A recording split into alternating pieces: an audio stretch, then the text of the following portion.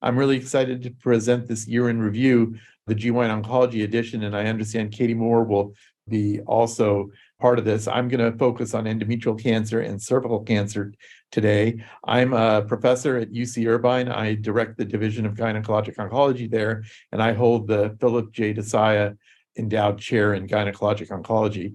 I've been at UCI now on faculty for 16 years.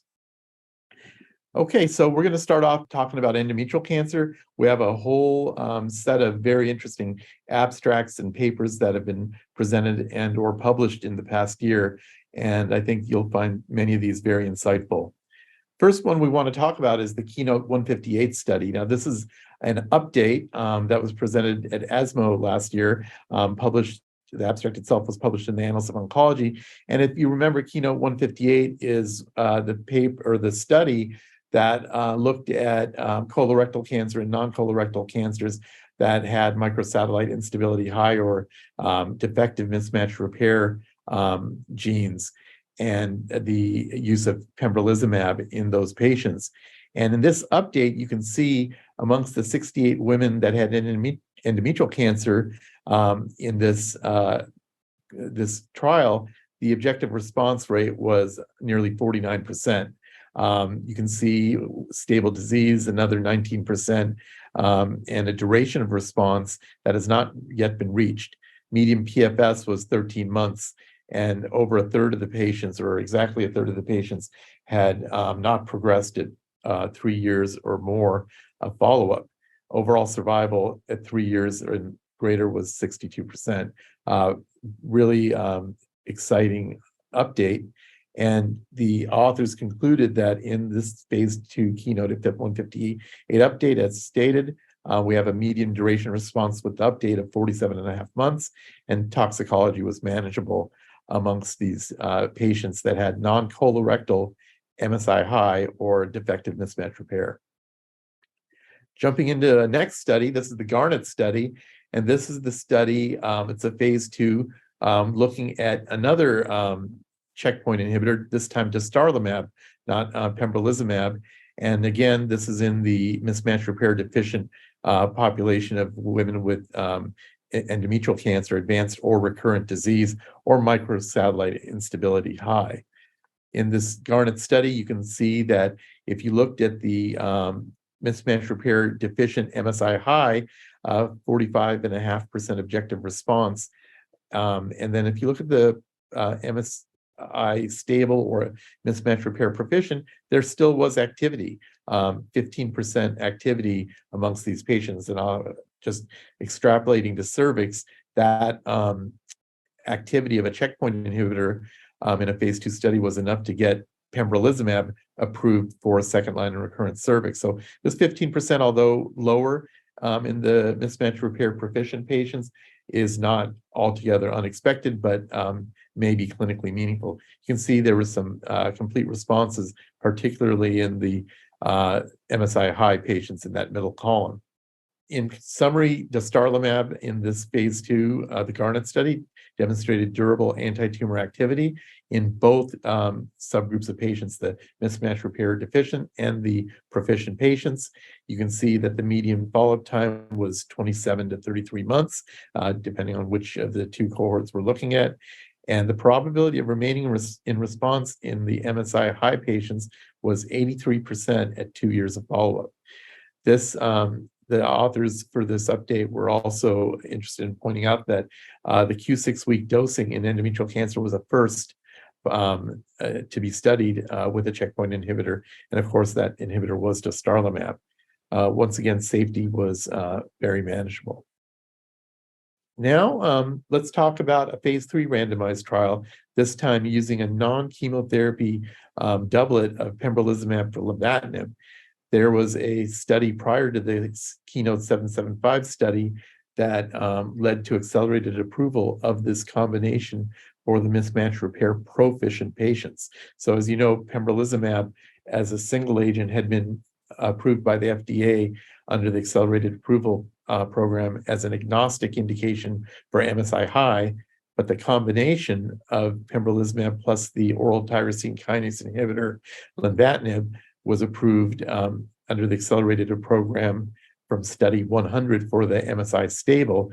And this paper, or this study, Keynote 775, was the confirmatory randomized phase 3 trial.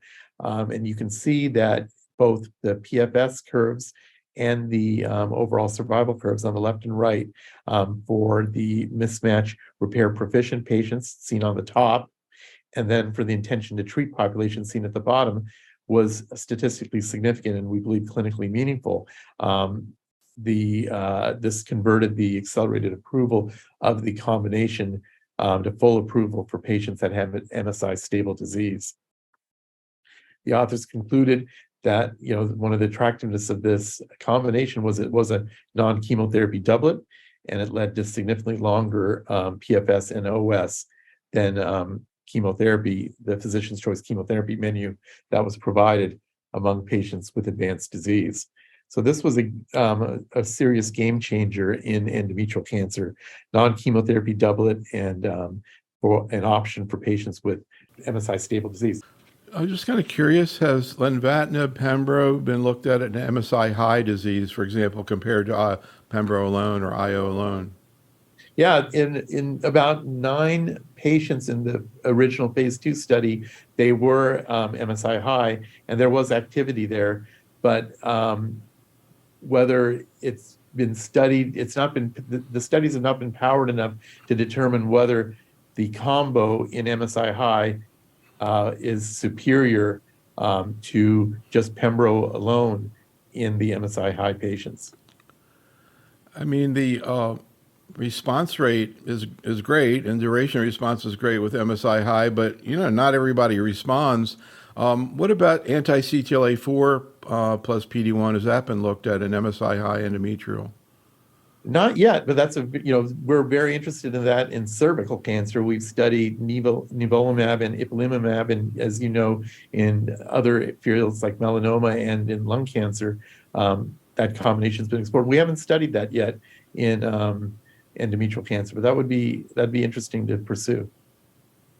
Just out of curiosity, if somehow you could do a randomized study in MSI high, I know that'd be hard to do, looking at IO or pembro alone versus pembro lenvatinib, what do you think you would see? I think in the real world experience with lenvatinib, it's very difficult to tolerate. So I think we're going to see quite a lot of dose reductions, maybe people dropping the lenvatinib, especially if they're MSI high. So I'm not sure that study would get done. If we had a different thing to add to it, and CTLA-4 inhibitors are also, they do have their associated toxicity, but if there's another checkpoint, maybe a LAG-3 or a TIM-3 or maybe even a TIGIT, maybe that may be the way moving forward, because as you correctly point out, pembro alone isn't enough for many patients that are MSI high. Okay, please continue. All right, thank you for that question. So this was a mini oral session. This is an updated efficacy and safety of the non-chemotherapy option of lenvatinib plus pembrolizumab versus treatment of physician's choice chemotherapy. And this is an update of the Keynote 775. And this was a mini oral that was presented last year at the ESMO Congress. And you can see here, median PFS, 6.7 months for the MSI proficient patients, the MSI stable / MMR proficient patients. The hazard ratio of 0.6, median overall survival of 18 months. So with extended follow-up, this combination had durable clinical endpoints that were meaningful. And even though, as I did mention in the Q&A just now, that the combination is associated with quite a few dose reductions, with lenvatinib, the starting dose being 20 milligrams daily, and oftentimes patients go down to 14 or 10. Still, even with these dose reductions, with the continued follow-up, the data from Keynote 775, the updated data presented at ESMO, is consistent with the primary analysis. Ruby, this is a clinical trial. This is a phase 3 randomized trial for patients with measurable disease, with newly diagnosed endometrial cancer that have measurable disease after surgery. This was studying whether adding a checkpoint inhibitor to primary systemic chemotherapy versus placebo, or chemotherapy alone plus placebo, would be efficacious. I don't have all the data for this yet, because all we have at this point is a press release that was dated December 2nd, that the clinical trial met its primary endpoint at the planned interim analysis. And so this is pretty exciting, because once this is presented and ultimately, I would assume, reviewed by the US FDA, this may lead to a new indication for newly diagnosed advanced or recurrent endometrial cancer. All we have right now is that it met its primary endpoint, and we'll have to see whether it gets presented in the coming months at maybe perhaps the Society of Gynecologic Oncology in March, or at ASCO in May. Okay, so this is going to be really practice changing if it's impressive.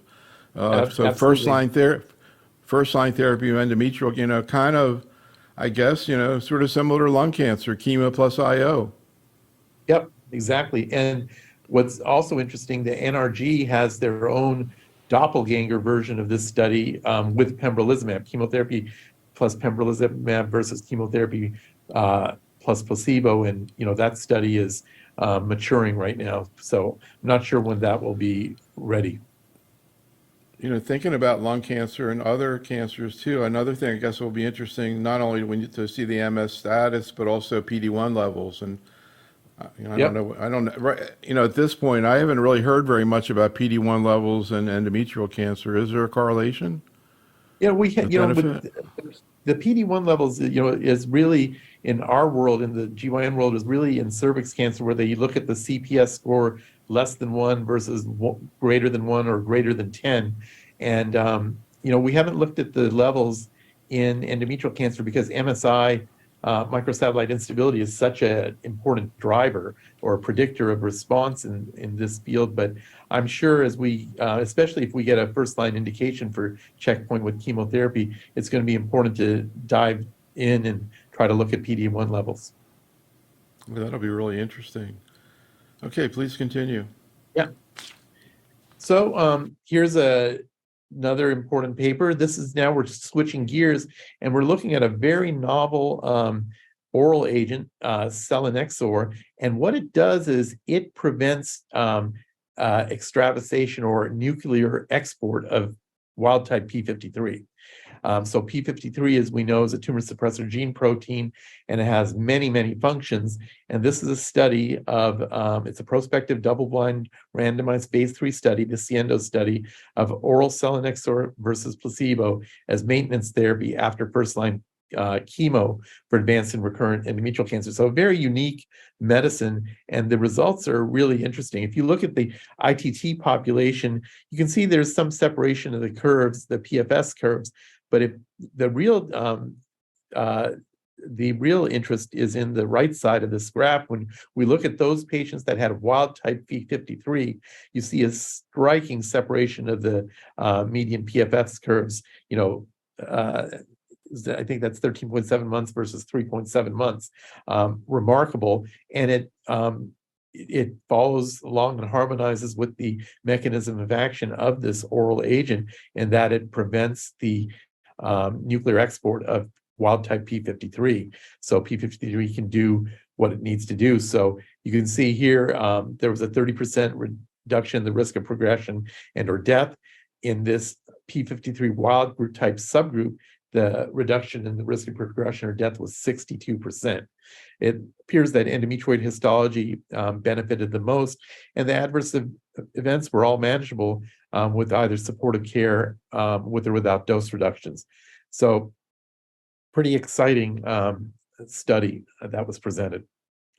The subgroups were looked at in this same study, the SIENDO study. And by subgroups, we mean to talk about the Cancer Genome Atlas for endometrial cancer, because from the Cancer Genome Atlas for endometrial cancer, we've learned that there are 4 very important molecular subgroups: the POLE hypermutated patients, the MSI high, the copy number low and the copy number high, and they each are associated with different prognostic subsets. And here you can see the different subgroups in this data that was when the Siendo study was reanalyzed.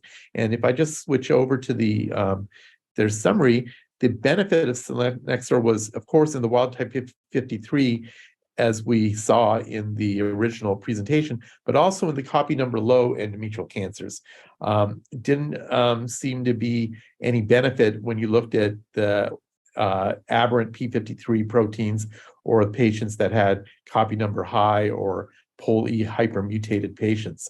But in the MSI high, MSI stable, wild type P53, and copy number low endometrial cancer, there appears to be a signal there. So this is a new medicine, a novel mechanism of action. We've heard about P53 for the past 40, 50 years and how important it is in oncology. Now we're finally got a medicine that is associated with the prevention of nuclear export of the drug, of the protein. What fraction of patients are P53 wild type? And would you, based on what you've seen here, would you like to be able to use this drug? And when? Third line? Yeah, I think third line would be reasonable, maybe even second line, because it has a more favorable toxicology profile than lenvatinib, but there's no head-to-head comparisons.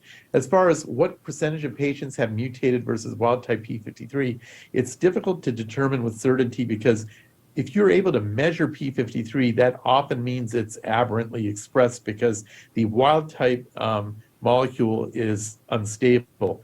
And so it's really a function of very sophisticated IHC and even genetics sequencing, because oftentimes when you measure P53, you're measuring the mutant. So, but we know, like, for example, in ovarian cancer, serous ovarian cancer, upwards of 70% are P53 mutants. In endometrial cancer, it's much less, especially in the endometrioid histology. You know, in terms of tolerability, of course, we've heard about selinexor, particularly in multiple myeloma, and there we heard about a lot of toxicity, and it seemed like when they decreased the frequency and the dose, they saw a lot less, but they have struggled with it. I'm curious whether you've used it and if you have any sort of qualitative impression about how it is going to be used in these patients.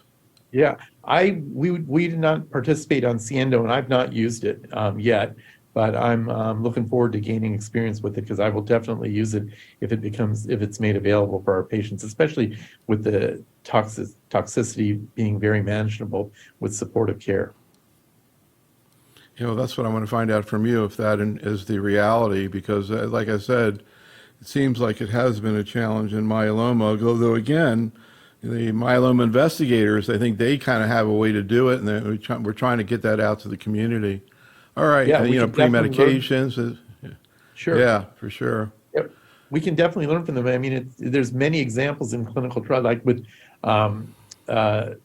niraparib in ovary. The dose was 300 milligrams and saw terrible platelet problems, and then the FDA changed the dose, and all of a sudden those platelet problems essentially minimized. So we should learn more from the myeloma folks about dosing. Yeah, I don't know if you know Joseph McHale at the City of Hope, but he was on one of our webinars recently, and he was actually speaking very highly about selinexor. But again, they're very aggressive in his clinic with the nurses and all about pre-medication and following them. And again, they use it every week. So it'll be interesting to see how it plays out in gynecologic cancer. Yeah, I absolutely agree. Please continue. Okay. Yeah, thank you. So here's a paper that was presented. This is looking at a very novel combination of medicines for patients with advanced metastatic endometrial cancer. This is the Indola study. It's combining a PARP inhibitor, olaparib, with metronomic cyclophosphamide and metformin. So it's like they threw these three things together, but there seems to be some scientific rationale for why this combination would be active. So let's talk about endometrial cancer in general. Many endometrial cancers have aberrations of the PI3K, AKT, mTOR pathway, and also have PTEN mutations. These types of mutations, particularly the PI3K, lead to problems with homologous recombination. And so that's a nice entry point for a PARP inhibitor like olaparib, which is active in patients with HRD or homologous recombination deficiency. There is some in vitro data that metronomic cyclophosphamide would be synergistic with olaparib in this type of environment. And then metformin also is active in patients with these PI3K aberrations. And so the three of these medicines together may be an opportunity for an oral or synergistic triplet regimen for patients with advanced disease. So you can see in the phase 1 study, which was dose seeking, the median age was 69 years. More than half of the patients had 4 lines of prior therapy, so a very heavily pretreated group. And you can see 10% of the treatment related adverse events were predominantly hematologic, although there was grade 3 asthenia and fatigue in 13%. And this was what the recommended phase 2 dose was. Turned out to be 300 milligrams twice daily of olaparib, 50 milligrams of metronomic cyclophosphamide daily, and then metformin 500 milligrams 3 times a day. If we jump to the phase 2, using the phase 1 established dose, you see the median PFS 5.1 months, the median PFS amongst endometrioid cancers 7.5, amongst the serous cancers 4.3. And if you compare this with the patients from Keynote 775, the lenvatinib pembrolizumab population, it compared favorably, but it should be noted that the Keynote 775 patient was a healthier subgroup. They were younger and they didn't have, they weren't as heavily pretreated. So it's not a phase 3 randomized study, but it's a promising triplet regimen, all oral, and we'll have to see where this goes. Question? I was trying to pull up the paper, but do you know if they saw objective responses? They didn't report that. They did see objective response. I mean, they saw partial responses. They saw stable disease. I didn't see any CRs. Just the fact that they saw an objective response was kind of interesting. Yep, I absolutely agree. The importance of this study for me is that science works. You know, the throwing these 3 things together, I didn't understand. You know, what was the? I mean, I know metformin is potentially active in endometrial cancer, but olaparib and metronomic cyclophosphamide. But there is a scientific rationale to put these together, and it does. It's a very high risk population, which is why they were part of the phase 1 in the beginning, and so it's another promising regimen. This was actually, this is our one presentation that I'm going over today that was actually presented at the AACR. So it was nice to have a paper from that. Please continue. Now we have an antibody drug conjugate. This is a HER2 targeting antibody drug conjugate. I know you've heard of this and you've probably used it in your practice.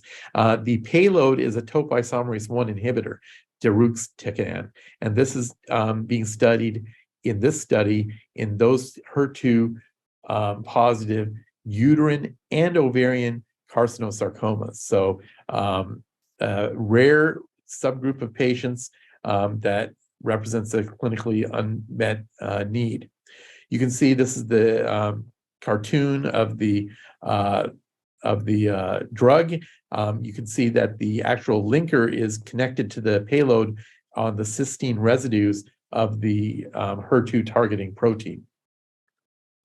And you can see in some of these in vitro cell line data, when the HER2, so the top line here is the inert control, and you can see there's no activity in the HER2 positive and HER3 positive ovarian uterine carcinosarcoma cell lines when there is no drug being used. But when the drug is given, you can see that the cells die. And then this is a double control on the right side where the HER2 expression was 0, and it shows the drug doesn't work as a negative control in the HER2 0 expressed uterine carcinosarcomas, but nice cell survival plots when the HER2 expression is present and verified with a control. Let's switch gears and talk about cervical cancer now. Most of these papers that we're going to present with cervical cancer, I believe they're all immunotherapy, with the exception of an antibody drug conjugate that we will end the presentation on. So let's see what we're going to talk about first. This is the Keynote 826 phase 3 randomized trial, frontline randomized trial of chemotherapy with or without bevacizumab plus pembrolizumab versus chemotherapy with or without bevacizumab plus placebo for first-line treatment of recurrent or metastatic cervical cancer. This was presented 2 years ago. The primary analysis led to US FDA approval of this and converted the accelerated approval of single-agent pembrolizumab in second line to full approval. And this was a subgroup analysis that we presented at ASCO last year. Subgroup analysis of this group, and you can see for the PFS forest plots in the all-comers or intention to treat on the left, and the CPS scores, combined positive score greater than or equal to 1, for different prognostic factors: tumor histology, the choice of platinum drug used by the investigator, the use or non-use of bevacizumab, and prior chemoradiation only. The forest plots are all, the error bars are all to the left of the ordinate, suggesting that there is activity in these subgroups that were analyzed. If we jump over to the overall survival forest plots, we see the same thing. For the non-squamous tumors, it's not as present in the intention to treat and the CPS greater than 1 as with cisplatin. Also, the error bars cross the ordinate, but overall, these seem to favor the combination with pembrolizumab. And again, forest plots are hypothesis generating. They're not powered for each of these subgroups. But I think the value of this subgroup analysis, it does provide a little bit of a real world experience, because not all patients are getting carbo as part of their chemotherapy. Some are getting cis. 60% of the patients were getting bevacizumab in this study. Sometimes bevacizumab is not safe to use, which is why when the FDA did approve the regimen, they specified it's combination chemotherapy plus pembrolizumab with or without bevacizumab. So this is a real world experience embedded in the Keynote 826 study, and presented at ASCO last year. If we look at the quality of life study, this was presented at the SGO last year from the Keynote 826 study.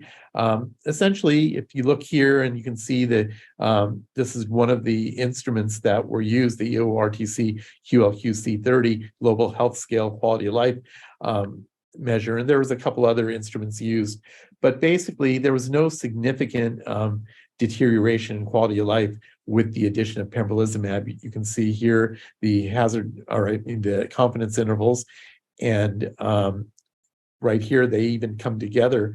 And it's actually, what's interesting is that in some subgroups, not statistically significant, patients receiving pembrolizumab did better. And that makes sense. Your tumor starts shrinking, you're going to start feeling better. And here you can see the different physical functioning, symptom experience. Lots of different tools were used to measure quality of life. And in some areas, quality of life was not just only stable with pembrolizumab, but actually it improved somewhat. And every improvement seen by these green bars was essentially greater than the improvement seen with the placebo in many of the cases. Improved OS and PFS were not accompanied by any substantial deterioration in health-related quality of life, and that's the bottom line from the study. We are still we've not found the best way, in my opinion, to measure quality of life in patients in oncology, not necessarily GYN oncology, but I think the more instruments that we have available to measure it, the better. And I'm very happy with this trial because so many different instruments were used. This is another checkpoint inhibitor, and this is you looking at a phase 3 randomized trial of the anti-PD-1 inhibitor cemiplimab versus physician's choice chemotherapy, and this is in the second line setting. second-line setting. So the keynote 826 of chemotherapy plus pembrolizumab with or without bevacizumab was in the first-line setting. This is in the second-line setting. And you can see here that in the intention to treat population, there was a significant separation in the overall survival, 12 versus 8 months, with the reduction in the hazard of death by 31%. And then when we look at the squamous cell population alone, again, we see a significant separation. In the statistical hierarchy, the squamous cell population was studied first and analyzed first. And if it was significant, only then did we go to the intention to treat. Now, what was interesting, the adenocarcinoma subgroup was not part of the statistical hierarchy. And so the study was not powered to study adenocarcinoma, but I show these survival curves just because the most striking benefit with cemiplimab was in this group of patients. But again, it was not part of the statistical hierarchy. And so this is really hypothesis generating, but 13.3 months OS versus 7 months in the second line setting. So pretty remarkable.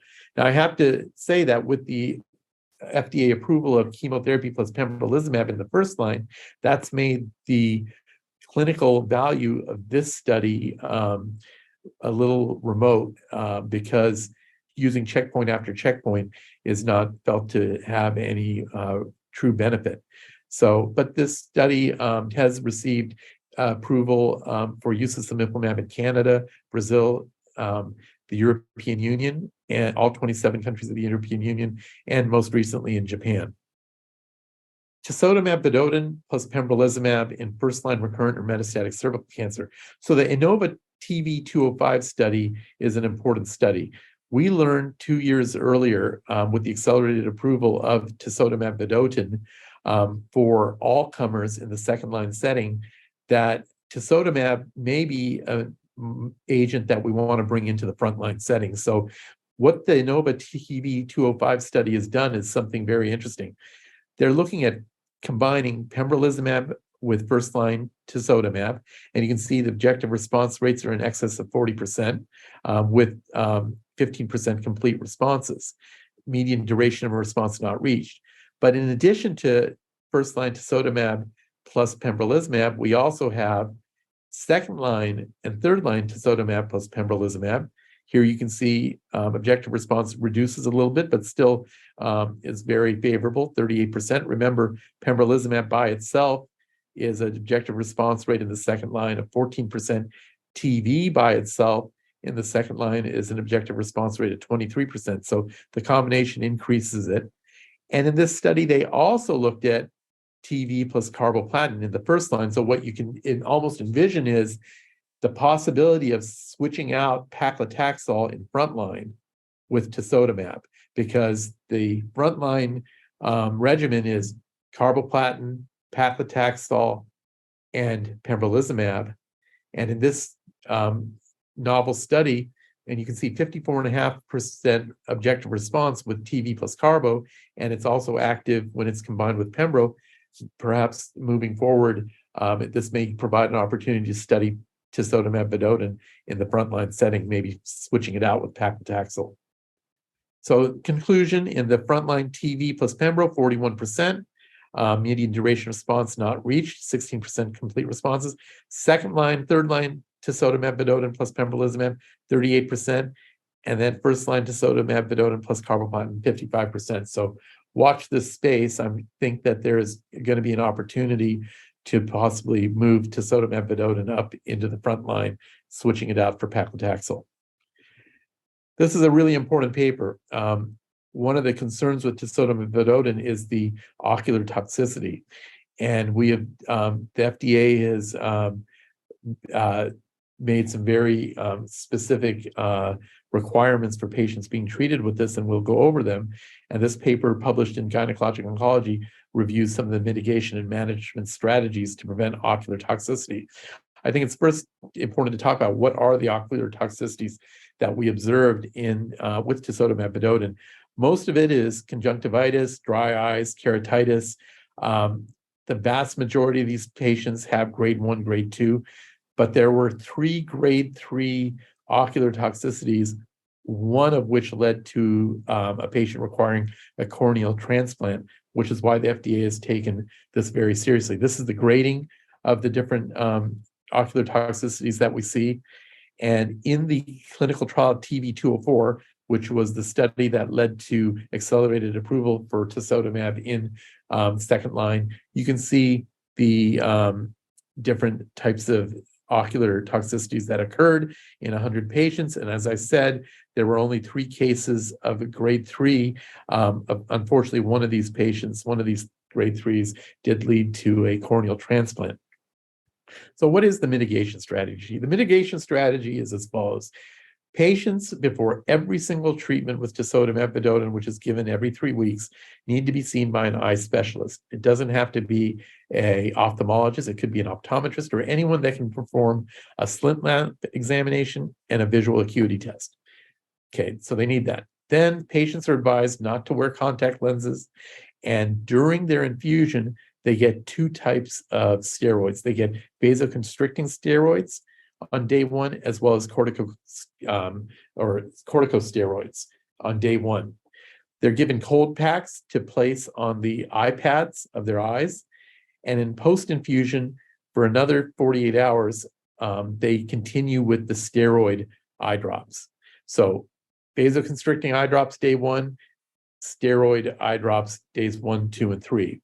And then for days 4 through 21, before they get retreated, they take lubricating eye drops. So it's a really important mitigation strategy. My own personal experience, I've not seen any ocular toxicity other than maybe grade 1 dry eyes. And patients are able to follow this. We've partnered up with our ophthalmologists at UCI, and they're more than happy to help us by seeing these patients with every meeting, prior to every infusion. These are the dose modifications that appear in this chart, in this paper, depending on what type of adverse event, ocular adverse event occurs. I want to point out for ulceration, if it's the first occurrence, withhold the dose until it's completely resolved, and then you can reduce the dose. The doses are 2.0 mg per kilogram, and then it drops down to 1.3. There's a total of 4 dose reductions available before you have to discontinue the therapy.